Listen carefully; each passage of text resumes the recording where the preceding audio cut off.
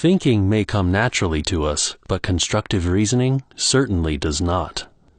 None of us are naturally endowed with the ability to think clearly and logically, without learning how and without practicing. Constructive thinking is a skill, the same commitment, training, and practice that is required to be a good golfer, for building houses, or for playing some musical instrument are also required in order to be a good thinker. Critical thinking provides us with the tools to be better thinkers, to better understand the process of reasoning, to identify flaws in our reasoning and that of others, and it is the foundation of constructive science. Critical thinking is a form of metacognition. It is self-directed and self-monitored.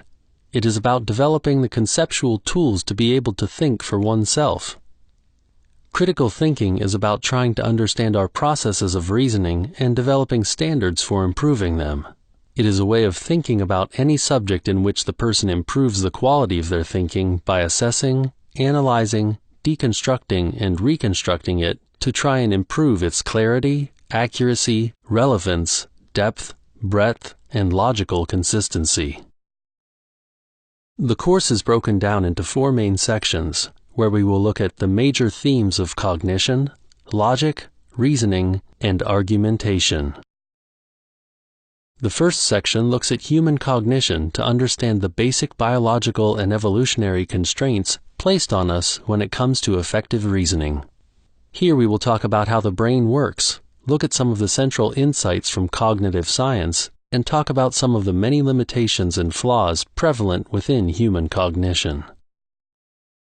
In the second section, we will look at logic. Although critical thinking is much more than just logic, reason and logic lay at the heart of constructive thinking. Here we talk about the various different forms of logic: inductive, deductive, formal, informal, etc. In the third section, we will start our discussion on the theme of reasoning, the process through which we take in information and use some logic to infer conclusions. We will take the process apart to understand the elements of effective reasoning. Here we will talk about the standards of reasoning, elements of reasoning, creative thinking, and more. In the final section, we discuss the important topic of argumentation, how people with diverse or even divergent opinions come to resolve their differences in order to develop new knowledge, make decisions, or reach consensus on some issue. This course is based upon the work of the Foundation for Critical Thinking and is designed to provide an overview to critical thinking that should be accessible to all.